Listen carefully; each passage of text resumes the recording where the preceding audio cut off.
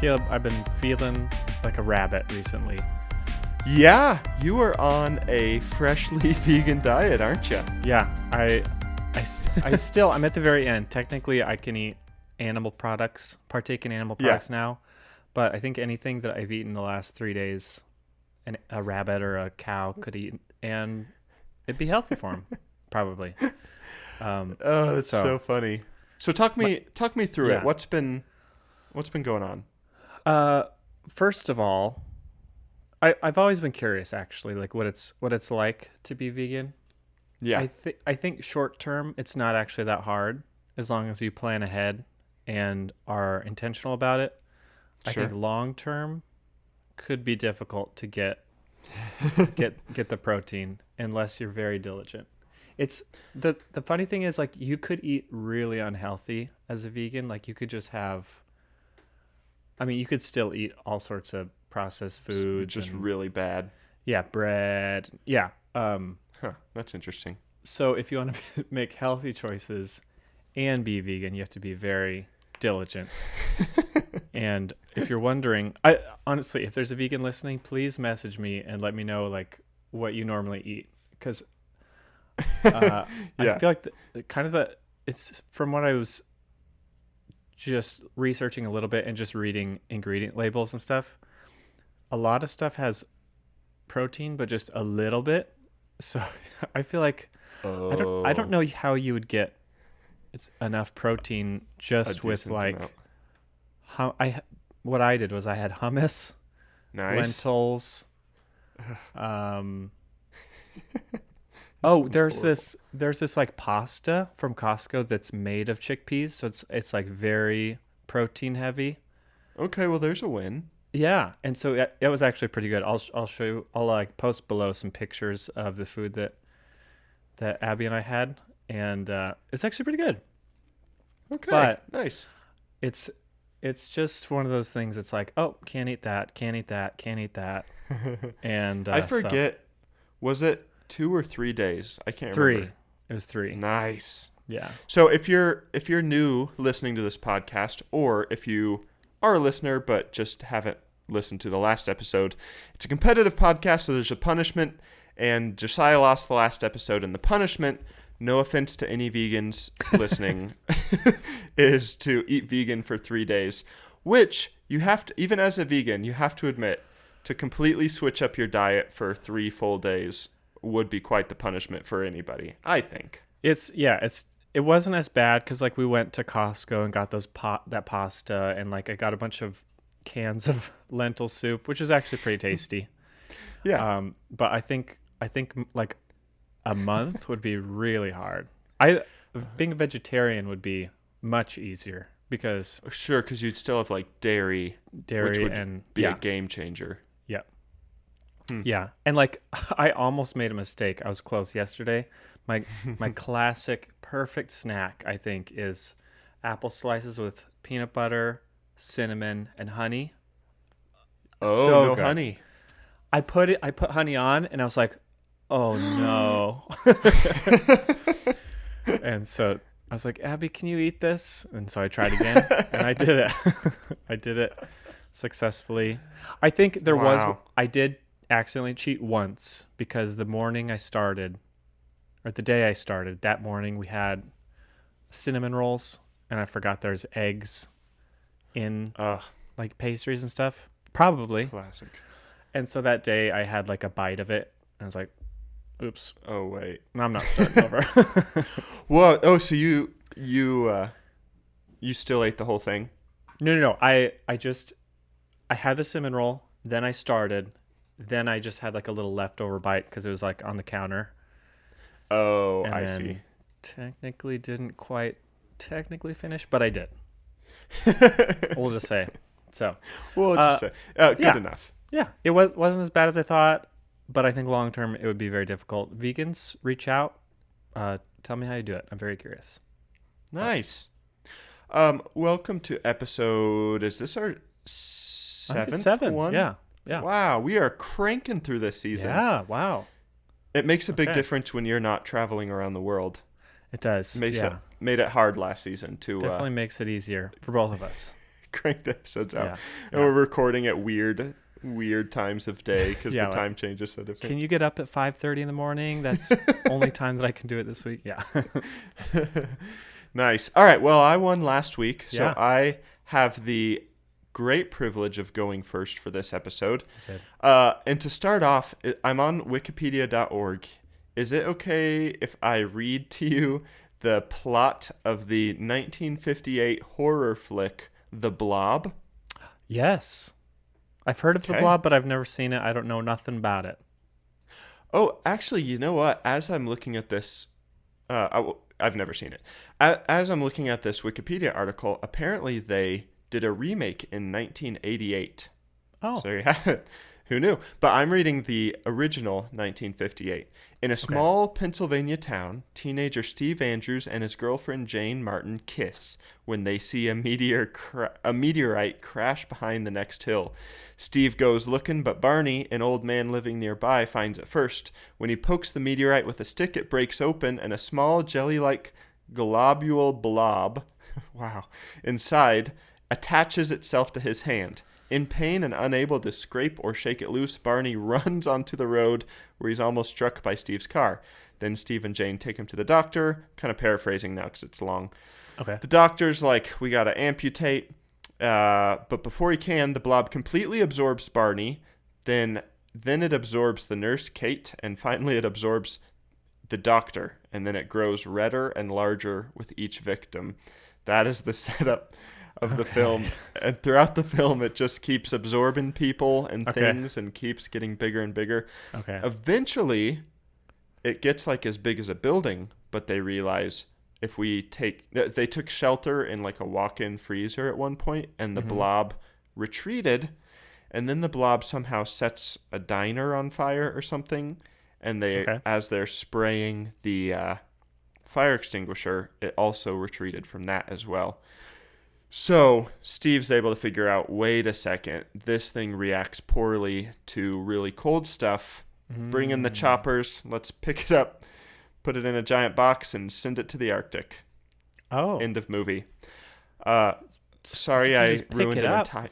If it's just that easy, I don't know. That's crazy. I know. Just- I kind of just want to pick it go up. back. I kind of want to go back and watch this because I'm like... Dave requests, I don't know who Dave is, by the way. Dave requests authorities send an Air Force heavy lift cargo aircraft to transport the frozen blob. Okay, so they surround it, they freeze it, then they shove it onto a cargo thing. Okay. I was Anyway. like, just throw ice cubes at it? I don't know. Snowballs? I kind of want to watch it. Yeah. 1958 horror sci-fi movie. I bet it's really, really bad in like a entertaining way. I'm interested. Maybe we could do like a mystery science theater viewing for the Yes, patrons or something. that would be so fun. That could be fun. That would be fun. Well, yeah, let's do it. All that to say, what do you think of this movie idea, this concept? I mean, honestly, to me, very intriguing. I think you could do it really well. Like, I'm sure that if it's from what you said, 1958, it's probably pretty bad and cheesy, but I think you could make it scary. I bet it'd be, it'd be cool. If you did a new version, Yeah, I think so. right now, I bet it would be. Yeah. Yeah, good CGI, Could be fun. great story, good actors, good horror movie screamers, Yeah. of course, is necessary. A Hans Zimmer soundtrack. Oh, cool. yeah. Could be good. So this is a really lame intro into what I'm talking about, which is essentially the same thing, just on a really small scale. Okay. So today we're talking about slime mold, specifically a mold called polycephalum. Okay. And have you heard of this? Mm-mm. Okay, it's super fun. So it's a single-celled gelatinous amoeboidal organism. Okay. That word is wild. So it's amoeba, but then the second half is boidal. So it's amoeboidal. Sure. It's bright yellow, like a mustard yellow.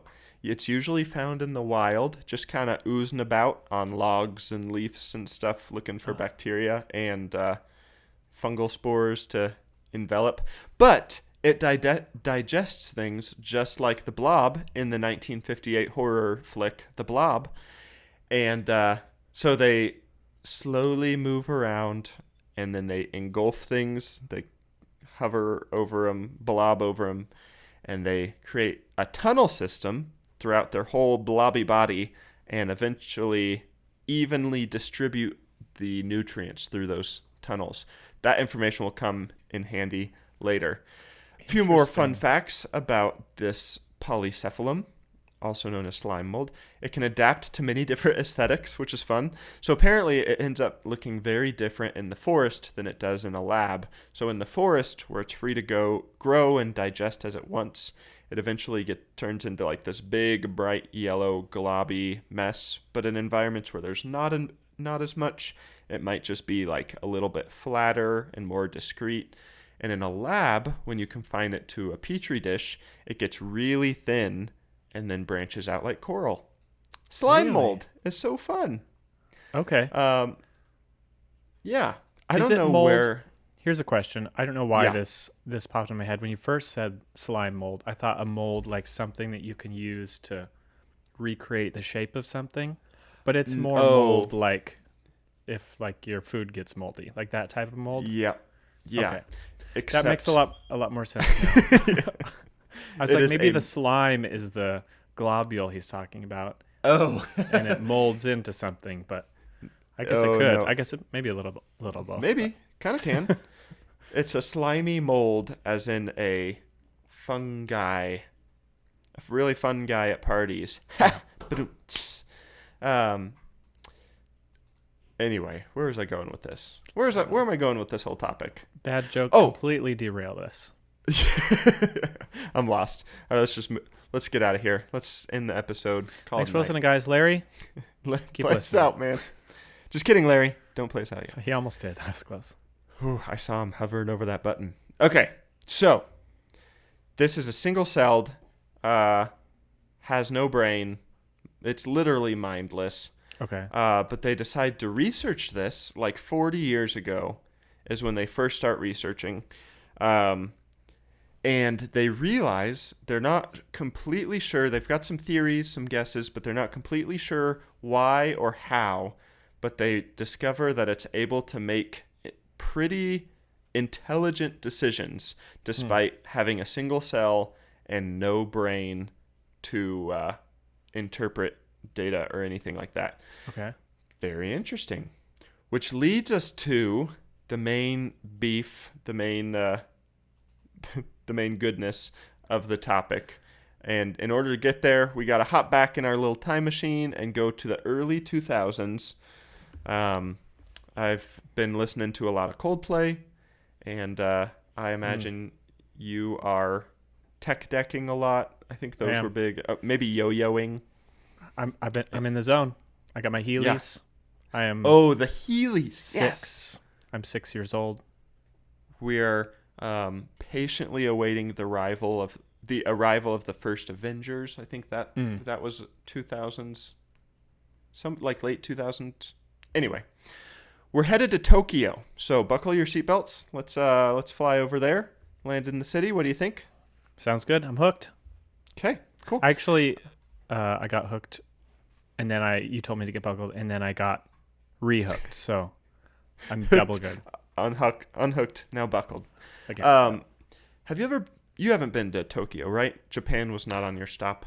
I have before on like a day-long layover.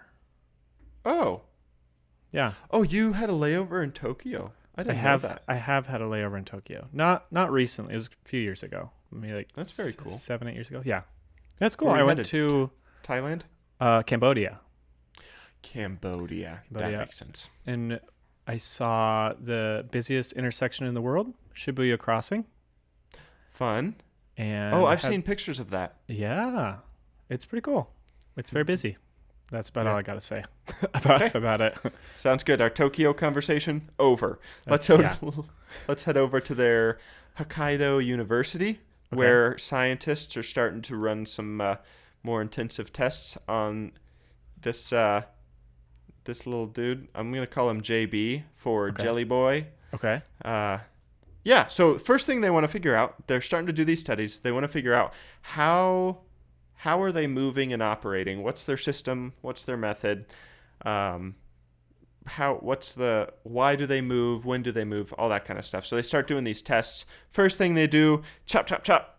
They take one, they cut it into a bunch of pieces, and they're like, let's put it in a maze. Seems kind of cruel, but you got to do what you got to do for science. Mm-hmm. So they put all the different pieces in different areas of the maze, and they realize pretty quickly that it's no problem for our little jelly boys. They just start expanding. They thin out and spread out and kind of like, I don't even know a good word for it.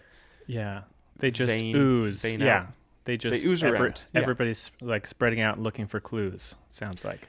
Exactly. Okay. Yeah. So grows and expands, spreads out. Eventually, it covers the entire maze, and they're all recombined. They're happy, and they become one happy little guy again. And pretty cool. So the scientists are like, okay, that's very interesting. Mm-hmm. They can reconnect. They can like reabsorb. Yeah. They can expand a bunch. They can cover the whole maze. Very cool. So they're like, let's up the stakes and see how this little guy handles it. So while Jelly Boy is still covering the entire maze, they put a piece of food, I think is like a little oat, I think is what they were using. Okay. So they put a piece of food on one end of the maze at the entrance, and then they put a piece of food at the exit of the maze.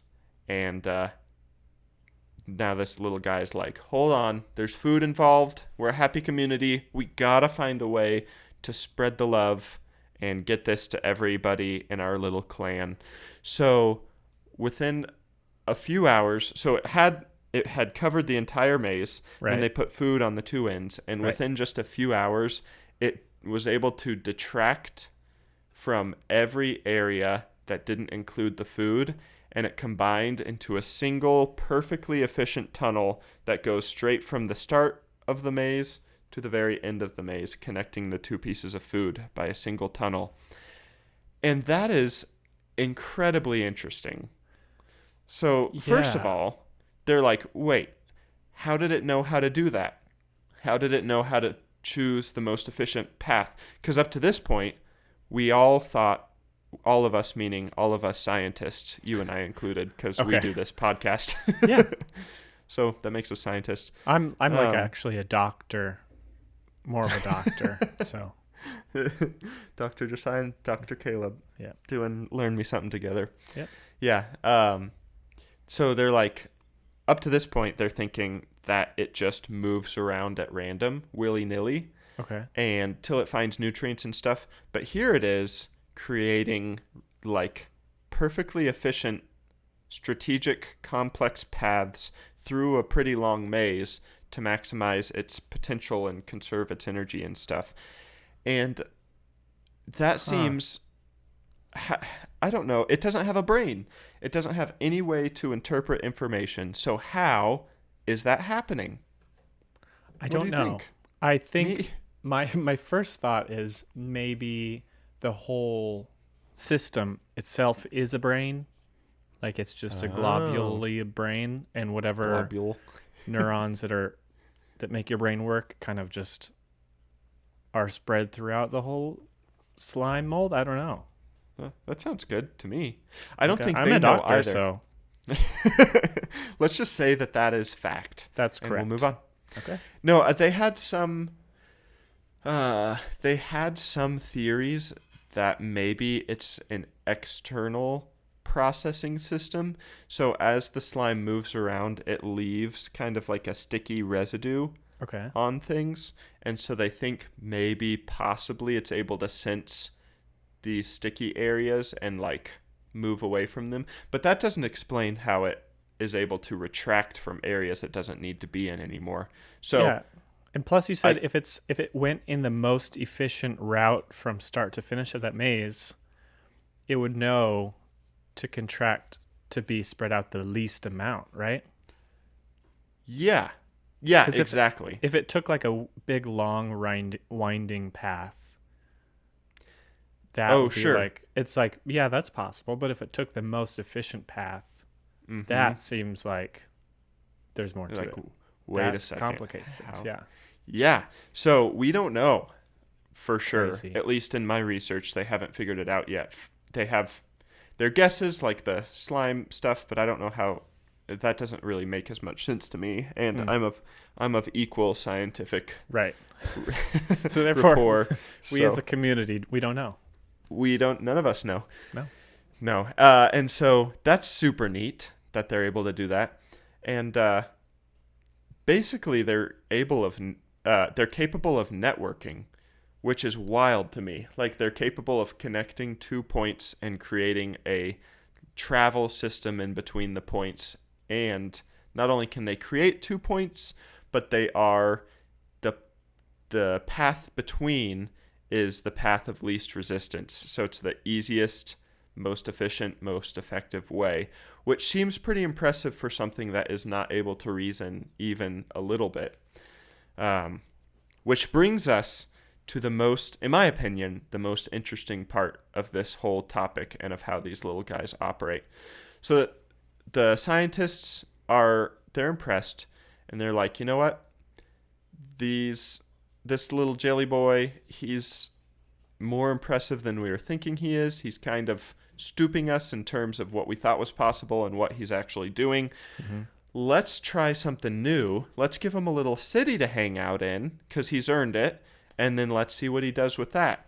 So what they do is they get a new petri dish. They slap a little jelly boy in there, plop him down, and they recreate Tokyo using food. So kind of, not like all the buildings and stuff. But they map out the city by placing food in hotspot areas and urban areas and kind of major landing ports within the city. And there's like, you can look up a picture of it. It's pretty cool. There's like 30-ish. I did a rough count, but didn't count them all. But there's like 30 different points of food. And what's super, super crazy to me and super cool is JB gets to work, and the first thing he does is he expands and covers the whole dish until he's discovered all of the food. So now the entire dish is kind of one layer of slime mold. And then once he's covered all the food, he starts to retract everywhere that doesn't have food and creates a tunnel system that can transport food and evenly distribute it. Gotcha. Just like he did with the maze thing, except it's more complex because there's more points of food. Right. And there's also no walls, so it's not a maze. It's just an open petri dish, so it gets to decide how to connect these different food points together and network them all together. What's insane with this is that it took 28 hours for it to establish its final system of tunnels and networks. And after those, I read 26 one place, 28 another place.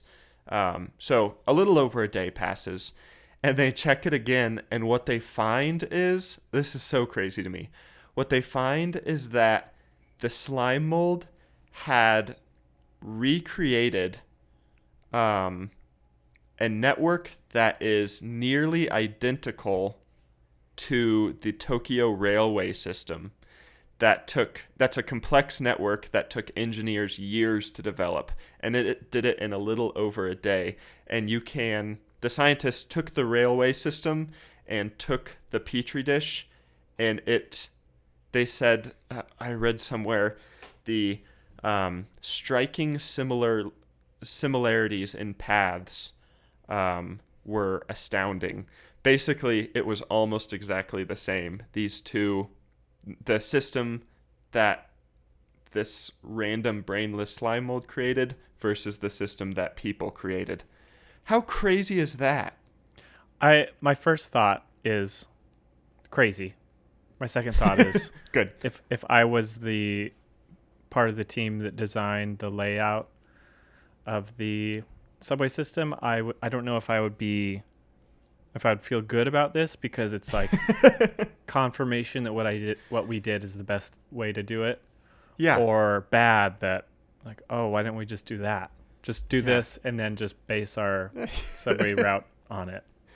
Yeah, But they spent years developing it out, and this slime mold within less than 2 days, it was like, yeah, this is going to be the best system. And if you look up pictures, it looks crazy. Like it has network points that intersect in the middle and different tunnels that lead into other tunnels, and some pieces of food connect and others don't, and it's crazy yeah, how close it is and how complex the system is. So they did it again with the Canada highway system and then the UK highway system. really? Okay. The entire UK highway system. Yeah. So they made more petri dishes, plopped new ones in there, and then placed food, and the food was all of the major cities. And then they used deterrents on the dish to represent things like lakes, tall mountains, volcanoes, that kind of thing. Yeah. So I think they said it was like light beams and salt.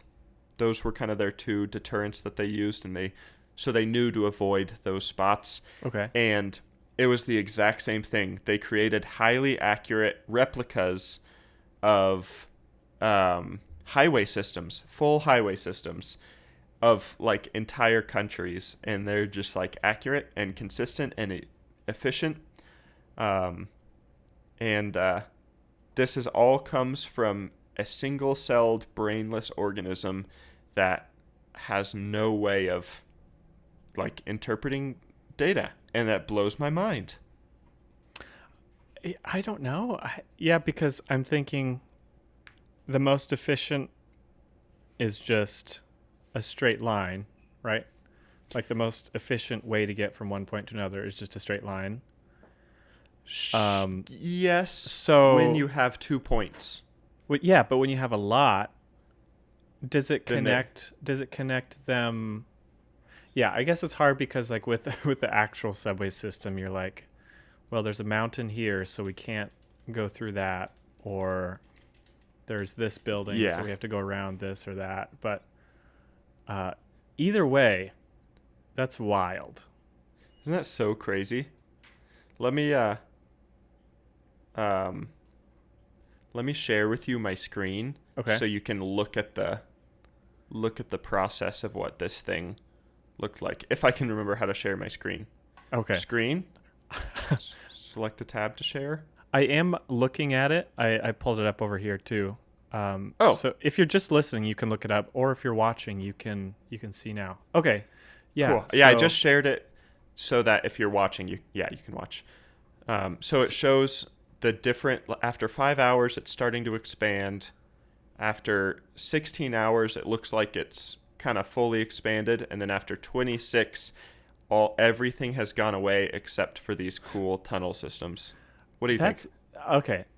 I don't know. Maybe now that I'm having time to look at it, that's pretty crazy. Because like, if some of them, like, why not just have it connect to everything? Because like the one source. If there's like a square of them, like 4 of them in a square, it kind of looks like it just goes around, and it wouldn't cross through the square at all. And that's probably what you would do with a subway system. Oh, which sure. is crazy. So it seems like the only intersections it makes are where the food is. Does that kind of make sense? Yeah, that makes sense. I'm seeing what you're saying. I'm looking at it too. Like there's one piece of food that doesn't connect with another piece of food, but it is connected indirectly. Yeah. And it's like this crazy, like it knew not to make too many tunnels. Yeah. Instead, it created this beautifully spectacular system of communication and travel, and was able to pass, like we can pretty much trust that it is passing and handling the food at maximum efficiency, which is insane. That's really interesting. And also hats off to the guy that was like, oh, let's compare this to the Tokyo subway system. That's a good use of, like, I feel like you just have to be you have to really think creatively about. Oh, yeah, totally. To be able to combine those two things. So that's kind of cool that they made that connection. The experiment they developed to test it is so cool. Yeah. So yeah, other scientists were so impressed that quite a few scientists actually suggested that slime mold should be used to help plan future roadway construction. Yeah. Yeah. Which is so cool. And it's like, what? Sometimes science is like, yes, you guys are killing it. I feel like this is one of those. Like, who else other than scientists that are just looking at things could be like, oh, here's some slime mold on a leaf.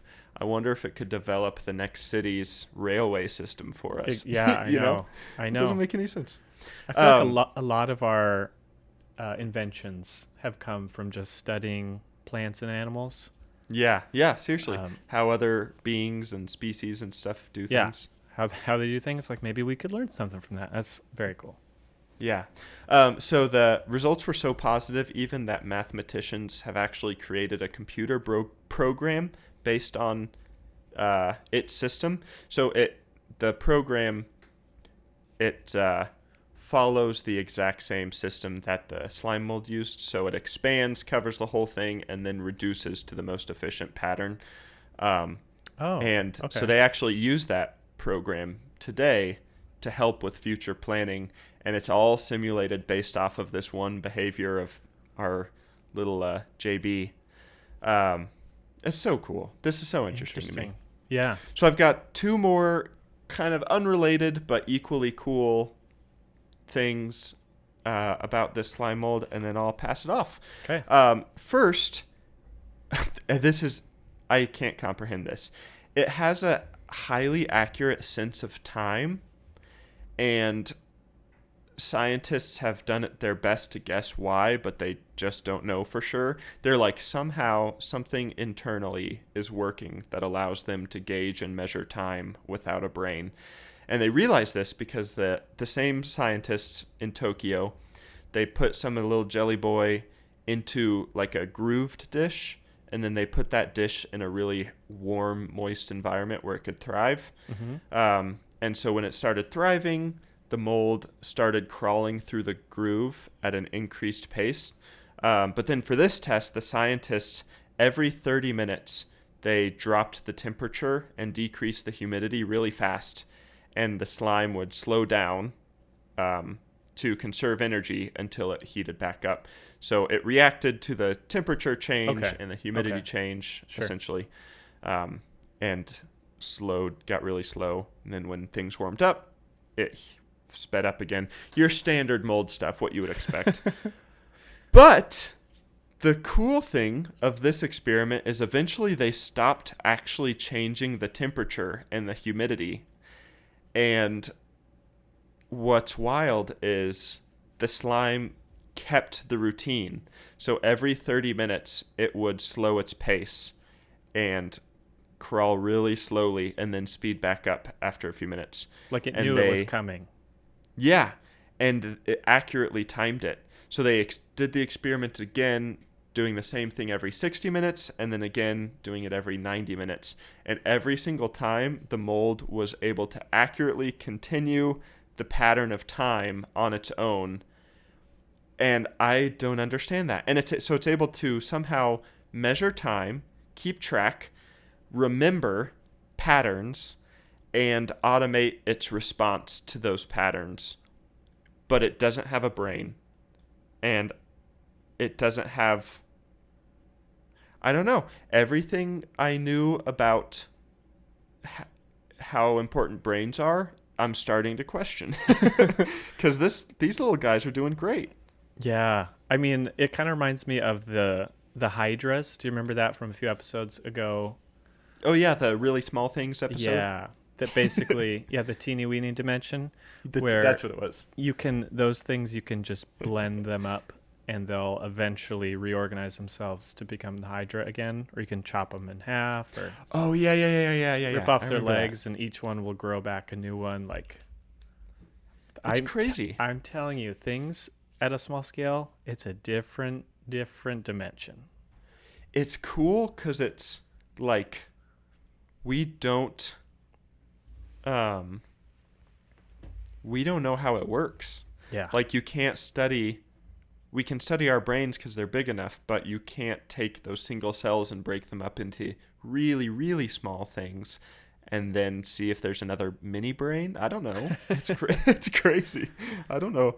This isn't my expertise of science. My expertise even though is you more, are a doctor, you're more like exactly not this so much. Yeah, exactly. I'm more of an expert in 66 other topics. Yeah. So yeah. Yeah. So anyway, you can't learn it. Can't be an expert in everything. you gotta choose your battles. Yes. And exactly. I choose a different battle every 2 weeks and study it and present it. There you go. My scientific findings. Lastly, nutrition. They're able to accurately choose the most nutritious foods. So they found out that it thrives the most on a very specific diet of 2/3 protein and 1/3 carbs. So it's, for whatever reason, that's the ratio that they perform the best with and can grow the best with. So for this experiment, they put the slime in the center of a dish, and they put various foods with different ratios of those nutrients in a circle all around it, kind of like numbers on a clock. And the slime mold was consistently and accurately able to attach to the highest quality food every time and put all of its energy into that one. And again, it's like, how is it measuring? I can't even do that. Like, I know right now. Yeah, exactly. Right now I'm a little hungry, but I couldn't tell you just based off instinct alone what the best protein to carb ratio would be for me right now. Yeah. What do I need? It's insane. I'd be like, a cookie. I need a cookie. Yeah, I desperately need a Dairy Queen Blizzard. That's what my mind is telling me. But And these you're a little doctor. guys, they're like, I'm a doctor. Exactly. I'm so smart. But these little guys are like, yeah, no problem. I know exactly what I need. I go for it. I got my favorite food, and we're off to the races. Wild. And that, Josiah, that is slime mold. More accurately, polycephalum. Polycephalum. Can you go find these like in the woods if you look close enough? Like if you're in Yeah, I think so. I don't Pacific know. Northwest rainforest or something? Yeah, I know it's warm, humid climates. You can look for yellow or kind of jelly-like substances on leaves, or I guess a lot of like rotting logs. They say it kind of looks like bad mac and cheese, which is super gross. And then I read one thing. I don't know if this is true. I only read it in one article that in Mexico, we know it grows in Mexico, but Okay. apparently there are some people who will like harvest it and scramble it and eat it like scrambled eggs. I don't know about that, but I read it somewhere, so it's Okay. science. Okay. That's interesting. We're also historians. I would try it. Yeah. I feel like I'd be really hesitant to just pick up some mold and start eating it. But if you want to try it. If someone's like, you can eat that, I'd be like, okay. You're very That's just me, trusting. though. Yeah, Yeah. I am to a fault That's good. sometimes. That's but probably fine. If I run into it, I'll let you know how it tastes. Okay, sounds Might be good. good for the brain. Yeah, so you have it, polycephalum. Interesting. I've heard about. I have something written in my notes for like future topics called slime computation. Oh, that's cool. That sounds cool. A little teaser for maybe one day. I'll pull. It's part of a larger topic, but it's getting the gears turning for that topic potentially. So Yeah, start research. I will stay away. You have my word. I will not revisit anything slime until you've had a chance to take a turn. okay, wow, that's very generous of you. Thank you. Just trying to help. If you would like more Caleb and Josiah content, you can go to our Patreon, linked below, or just search Learn Me Something on Patreon. We do on off weeks when we don't release a regular episode, we do what's called the Night Club. We're just chatting, maybe learning some things here or there. Lots of catching up. Pretty goofy sometimes. Yeah, very fun. Yeah, we talked about your job situation and being sponsored by Tech. in the most recent one. So Yeah.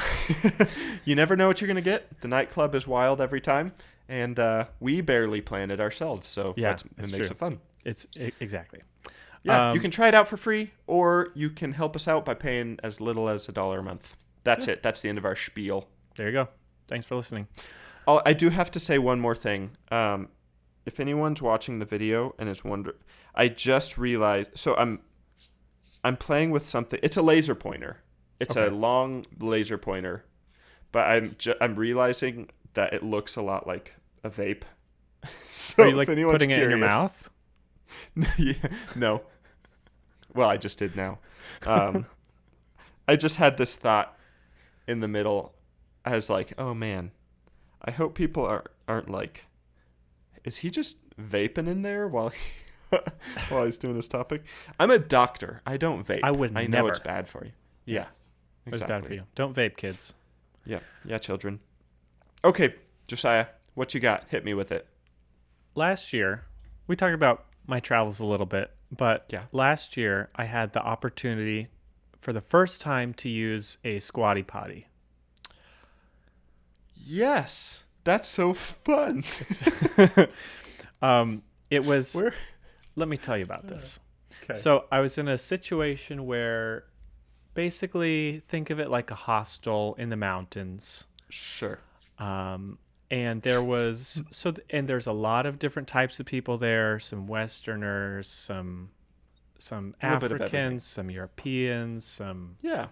I guess European might be considered Westerners. Some Asians, people from all walks of life, familiar with different types of toilets, johns, privies, loos, wherever, what have you. What have you, yeah. And there's like 3 stalls or something. Okay. And one of them was like a regular toilet, regular meaning what you and I would think of, what we're used to. Sure. And there was a squatty potty, and I was like, it's time. I've never experienced this before. I got all mentally prepared. I was like going through, making a game plan in my head, like, how's this gonna work? Here's what I do. What's the best stance? How do I go about this? And without going into too much detail, I was amazed. Thinking about the engineering and math that goes into designing these things, because basically there's 2 places for your feet to go on either side. Yeah. And just like a small hole between it. Mm-hmm. Very small, like a couple inches, like 2 inches in diameter, maybe 2 or 3. Wow. Very little wiggle room. Maybe I'm thinking maybe it's like a little bit bigger. I don't know. Either way, it's small. It's small. Works like a charm. Okay. I was like, I've never used this before. Nailed it first try. And I was like, going number 2, by the way, obviously should go without saying. And my mind was blown that maybe it's just like all human geometry is similar enough that if it works for one person, it'll work for everybody. It just blew my mind. Yeah. And so that blew my mind. And then what's really amazing to me, the more you think about it, is the modern day toilet. Oh, is this where we're headed? This is where we're headed. So how did we get here? The toilets we have today, why do we have them? So today I'm going to walk you through the history of the toilet and hopefully convince you that the toilet is one of the most important inventions of all time. Okay, I can't wait. This is good. This is good stuff. Okay, so we're going to start way back, long time ago, with the Sumerians. Okay. The first toilets that we know of appeared sometime between 3,500 and 3,000 BC. No way. Long time ago. Yeah. I would have not. Surely, like, pretty primal, right? Yes, but okay. Some archaeologists have found the remains of basically like a brick toilet that dates back to around 2,500 BC, which is, I think, probably pyramids era. Okay. And it's kind of interesting because you can look up photos, but it's like think of they stacked a bunch of bricks and made a big cube, but in the middle there's a slit, and then at the floor that slit continues and goes out. And basically what they would do is they coat it with bitumen, which is like, it talks about it in the Bible actually. It's used for waterproofing and kind of sealing things. Like Noah's Ark. Okay. Noah's Ark. Cool.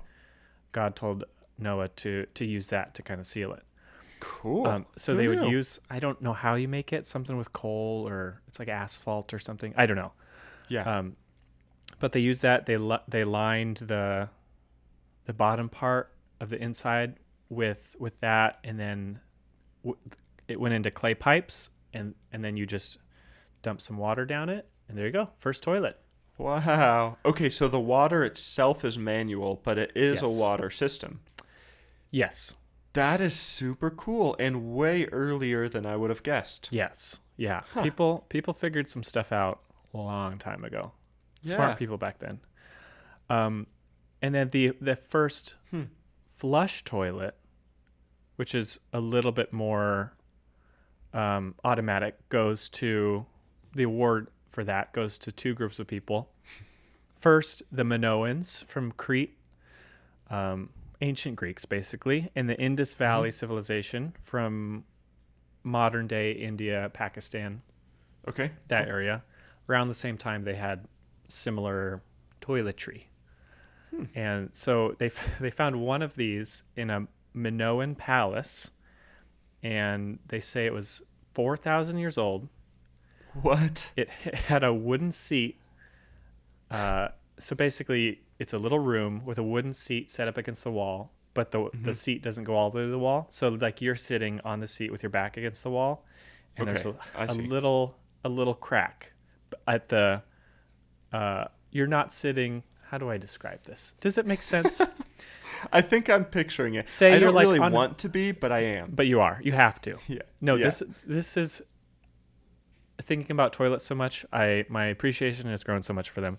Think like you're sitting on a bench and then you scoot back so that you can use the restroom. That's what it's like. Oh, okay. That was not how I was picturing it, but I'm tracking now. Okay, there you go. And your back is against the wall. Cool. Okay. Cool. There we go. And then so a person would, do their thing, and then underneath there was a chamber that had water flowing onto it, and it was angled, so the water would take it down into the sewers, and the water came from the rooftop. It was a rainwater collection system that would get funneled down there and flush it out. That's super cool. 4,000 years ago. I thought that in the Middle Ages, weren't they like just throwing their stuff out on the street from buckets and stuff? We will get there. Yes. Okay. I'm not crazy. Oh, you know what? You just continue. We'll not get to it crazy. when we get to it. The chamber pot era. Yeah. We'll continue. So, That's so like, cool, though. back in the day, cutting edge technology. Ancient Greeks really knew their stuff. And there's this scientific paper that I found, and this guy that wrote it. It's a direct quote. I'll read it. The achievements of this period in dealing with the hygienic and the functional requirements of palaces and cities were so advanced that they can only be compared to modern urban water systems developed in Europe and North America in the second half of the 19th century. No way. So he's saying this is like equal to Civil War America. Like that. Oh my That's how goodness. good it is. Holy cow, that's so cool. the guy just really loves those ancient Greeks and their wastewater treatment systems, but Yeah. he loves it. So not everyone had that wasn't like super common. Like I said, that was in a palace. So most people would just, even if they did have a toilet, it was just the old dump and flush, which people have used for most of history, it sounds like. Sure. But Yeah. that brings us to the Romans. So during the Roman era, this is like, Knew it. think Jesus times 2,000 years ago. Yeah. Ancient Romans, they knew what they were doing. They still have aqueducts today that are parts of it are still standing. That's so cool. Really, really big innovators, and learned a lot of stuff from the Greeks because they loved those Greeks. Those Romans. Those and Romans. so they adopted some of that Greek culture, including toilet culture, but with a fun little spin to make it their own little Roman way of using the bathroom. And so that brings us to the ancient Roman bathroom, which I have seen actually in a few different places. And it's something. So basically, an ancient Roman bathroom was just this big open room with bench seats lining the exterior of the room. Okay. And evenly spaced holes in the bench. Okay. So I don't love that so far. You'd walk in, find an open hole, sit on top of it. Who knows how many guys are in there with you? Yeah. Could be 20. Could get lucky and get by yourself. But you'd sit down, no stall doors, no privacy. You're just sitting there. Do your thing. And it was kind of more of a social thing I was reading. So a lot of times you'd go in there, like if you're with a friend, it's not like, hey, I'm going to run and use the bathroom. It's like, hey, let's talk about the business deal. You got to go? I got to go. I mean, let's just do two things at once. These two are next to each other. Let's keep the discussion going. You know what? That is the way it should be. We built way too much shame around it these days. Yeah. And so they actually say that's where the term doing your business came from. No way. Yeah. That's so interesting. And I have to shout out Riley Connell, friend of the show, over the years, he's sent me a few things about ancient toilets and said you should do an episode about this. And so I was looking back at, he sent me like a meme of this Roman bathroom. And I wrote something back to him that I just read today, and I was like, I'm hilarious. And so I said, that would be an awful place to have constipation. People are just coming and going, and you're just there for an hour popping a blood vessel in your forehead. It's like, yeah, no privacy. If you get nervous, maybe hold it till you find an empty space in the woods. I don't know. Yeah, there's no room for pee shyness in Rome. No. That's what I'm getting from all this. Nothing. No. And then it still was pretty, I mean, there were the Romans. They had a lot of technological developments. Underneath the bench seats, there was continuously running water that would carry out your stuff. And then they didn't have toilet paper, but instead they used what's called a tersorium. What does that mean? It translates to a wiping thing. Oh, I'm not stoked. Don't get stoked. So this is basically a sea sponge tied to a stick.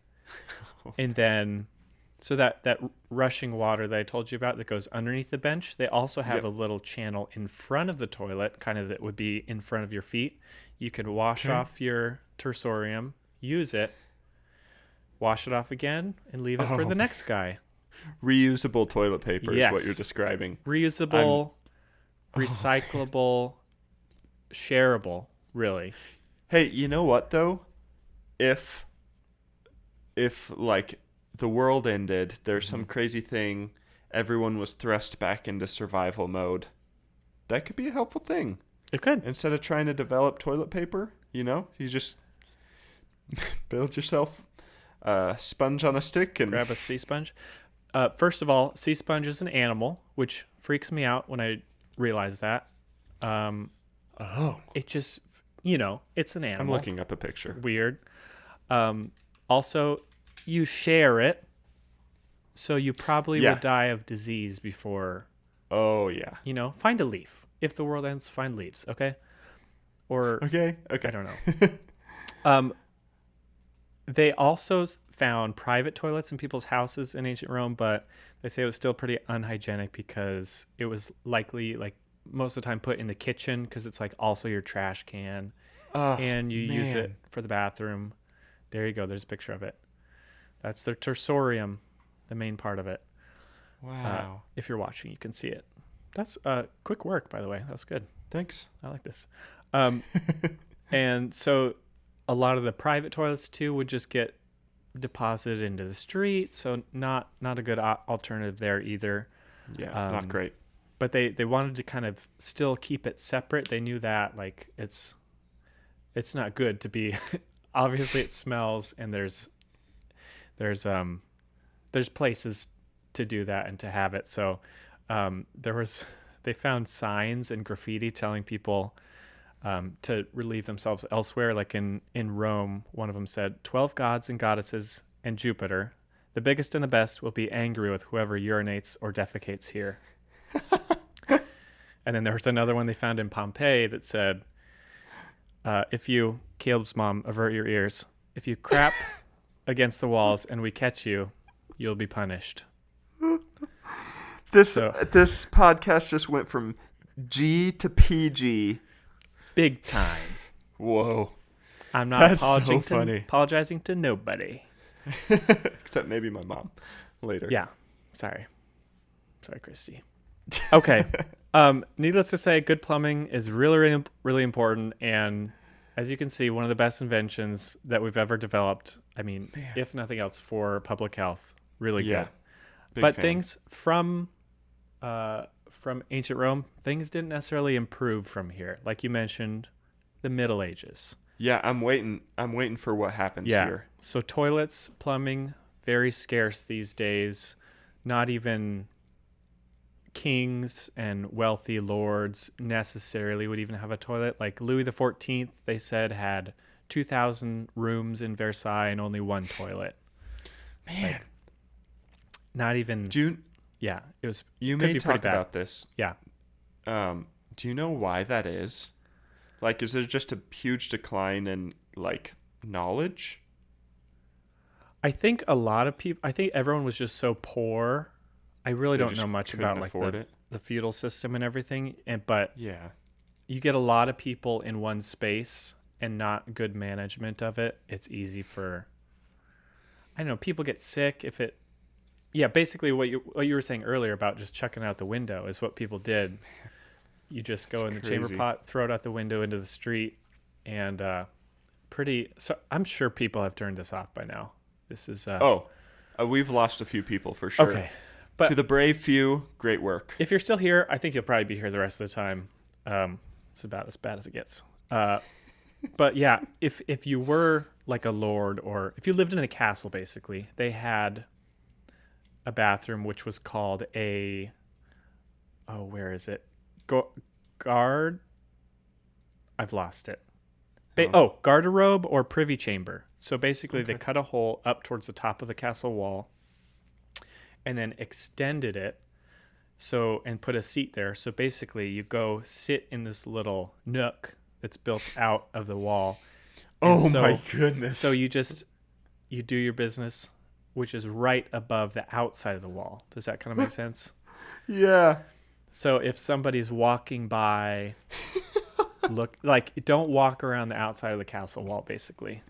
Just keep a wide girth, just in case. Yes. Holy cow. But this was obviously nasty and gross, and it would like go in the moat, and there was all sorts of plague, obviously, cholera, typhoid epidemics. Man, not a good system. And there was a job called a gong farmer, and not somebody who harvests the big metal, not that, but somebody that would dispose of waste from below these outcroppings. And apparently they had to work at night, and they were required to live alone, but pay wasn't too bad, apparently. That's what they say. But still, probably all you introverts, got a job for you. One of the worst jobs in history. So, yeah.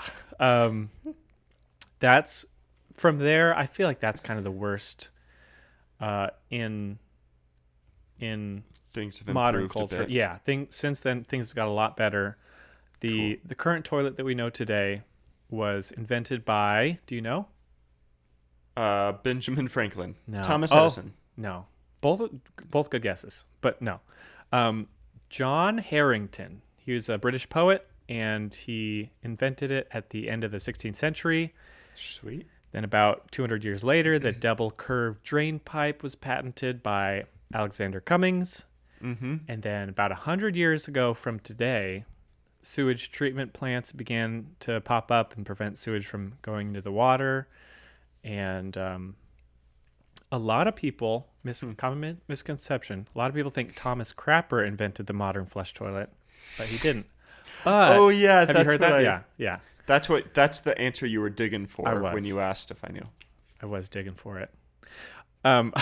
So he did, however, have a few toilet-related patents to his name, including that little ball in the tank of your toilet that like stops the water from overflowing. Oh, sure. So that's a Thomas Crapper invention right there. Oh man, what an episode! It's basically mold versus poop if you think about it. Oh yeah, that's good. I really didn't set myself up to do well on this one, did I? I was interested. I think it's very interesting. I found it fascinating. You've got me hooked. I'll get a vote from Riley if nobody else. If nothing else. Yeah, I was also trying. I'm trying to like do no puns or anything. Every podcast you listen to out there is just. If I said a pun, I moved over it. I'm, not today. It's too tempting. Yeah. Just best to brush over it completely. Low hanging fruit. Yeah. There's so many. Okay, we'll continue. The bidet. Let's move on to the bidet. I was going to ask about the bidet. The future of toilets, in my opinion. Have you used one before? I never have. It's on my bucket list, if we're being totally honest. Yeah, it should be. They're in America. Oh, really? Apparently 6 to 12% of American homes have a bidet. I've looked them up, actually. Yeah. Like little adapters. Yeah, you can get them for pretty cheap. Or you can get really nice ones too. Yeah.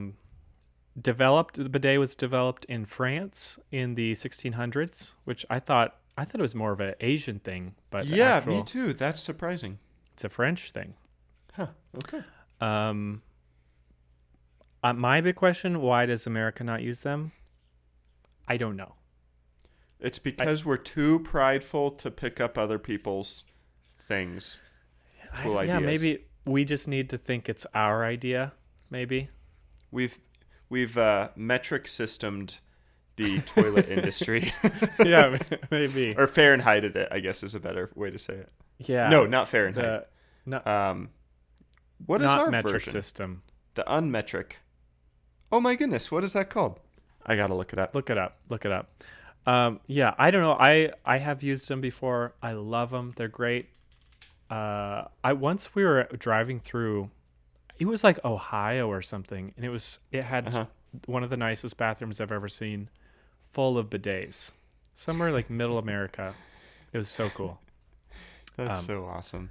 If somebody's visited there, you know what I'm talking about. It wasn't Buc-ee's. It was some smaller. It was something cool though. Imperial. Classic. Yeah. Classic. We've imperialized it. I don't know. Oh, yeah, it's a shame. Yeah. The days are probably awesome. It really is. They are. Not much to say other than that. That's kind of where we are. It'll be interesting to see what other toilet innovations happen. Yeah. But down the road. Yeah, but we still kind of have a long way to go when it comes to good hygiene and plumbing around the world. This is where I get a little more serious. Mm-hmm. But according to the UN, 3.6 billion people live without safe sanitation today. That's billion crazy. With a B. And they say that's crazy. Just over 1 billion people is like bad sanitation.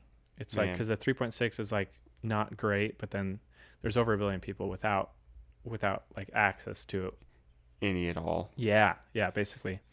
At 3.6, that's what, like 40% of the world's population? Large population. That's crazy. And it sounds silly, but it's actually very serious. Here in America, diarrhea is just kind of like a joke. You hear the word, you're like, I'm going to make a joke about it running in my jeans or something. Yeah, classic. Which is a great joke, by the way. But around the world, it kills a lot of people, especially children in developing countries. That's crazy. It's estimated that every year it takes the lives of 500,000 kids under the age of 5. What? Which is every single year? Insane number. Holy over 500,000 kids. And I don't know if necessarily like toilets would prevent it. But basically just better sanitation. Toilets help provide that. Help. Yeah. So when we were in India, somebody told us that the current prime minister, his name is Modi, that's his last name. One of the things he was campaigning, part of his campaign was a toilet for every home. And they say that they did it in like 5 years or something. They say they built over 100 million toilets in the country of India. And they finished it like a couple years ago, like right before COVID. And they say things are improving a lot. Like it's potentially saved thousands of lives just having better sanitation. And when it comes to health, I think toilets are the most important invention we've ever had. So next time you're on one, think about it. Just be grateful for it. Appreciate it. Yeah. Give it a kiss on... No. Don't do that. Don't do that. Okay. Don't do that. You know what? Next time you see a plumber, give him a kiss. Right on the cheek. Kiss your plumber on the cheek. He'll love it. He'll be so happy you did that. It's April 25th is National Hug a Plumber Day. Is it really? So, yeah. It's coming up as of recording. Okay. Get it on your calendar, people. Yeah. Hug your plumber. Just be grateful for your plumber, your plumbing, your toilet. It's so great. And then I'll end with a few things I learned about Japanese toilet culture that I thought was really interesting. National Toilet Day is November 10th, and that the date is because in Japanese 11/10, so November 10th, can be read as good toilet. Oh, so fun. Yeah. Good toilet. Then last thing, have you heard of the sound princess? No, it sounds fun. Many Japanese women would continually flush the toilet while using it just to like cover the sounds because, it's a very private culture. Yeah. And there was a campaign back in the 80s to get women to stop doing this just because so much water was going through the system and being used. And so eventually a company came out with a product called the Sound Princess. And you can still buy them today. It's basically a box that will make the sound of continuously flushing water. No way. And they estimate that it saves over 5 gallons of water per user. Which is it's so cool. It's so funny. And so that's so good. They're installed in a lot of newer bathrooms, and they've updated a lot of bathrooms. And even like on bidets, there's some bidets, there's this sound system on it. And they say there's still a lot of women today who don't think it sounds natural, so they just will continue to flush it anyway. Because like, I'm using the Sound Princess. That's embarrassing. I need to just flush over and over and over. Yeah. That's awesome. It's so funny, and it also apparently makes other noises like a rushing waterfall or tropical birds or a relaxing rainforest soundscape. Yeah. So bathroom noise machine. Yeah, I think that's something that maybe we could use in America too. Adopt. Or maybe in America we're just too proud. We're like, I want people to hear. Yeah. Or at least American men. I want it as quiet as possible in this public restroom. Make it competition, really. Yeah. That's all I got. That was rich. A tour through the history of toilets. I hope you learned a lot and grew in your appreciation for the modern toilet as much as I have. All right, people, you're listening right now, before you stop listening, give a quick scroll while we finish up the episode. Hit that link, strawpoll.something.gov.whatever, and go vote for who you think you should win this episode right now before you forget. Do it. And yeah. Thank you for the people that continuously vote. It has... it's good to vote, especially if you've listened. I've heard people are like, sometimes I just vote even though I haven't listened. Not fun. Just off of vibes. No. Do not. Just listen. You can. Speaking of whoever, I guess we're not the police. I don't know. You can do whatever you want. Vote for whoever you want. The loser will have to. Do you remember? Do you want to share the punishment for this episode? You wrote it in your notes, right? Yeah. It's a super funny one, but I cannot remember it. Okay. Okay. Holy cow! Yeah, you're up. Okay, so the loser will have to get into a university. Basically, you have to apply to colleges until you get in. It can't be a community college; it has to be a university. So you have to get in. You have to be accepted into a university. Be accepted to a university, and then just I guess don't do anything. Don't sign up. Don't enroll in classes. You could if you want. Yeah. I probably won't. I feel like I've is. concluded that phase. Okay. Not going to go for another degree or anything. No, I'm calling it. You're already a doctor, so... Exactly. Why would you need to? What more do I need? Yeah. Cool. All right. Everybody go vote. Thanks for listening. Have a great week. Those are the end of my pleasantries. Awesome. I will. You have a great week. Listeners, thanks for listening. We love you. Larry, go ahead and play us out, please.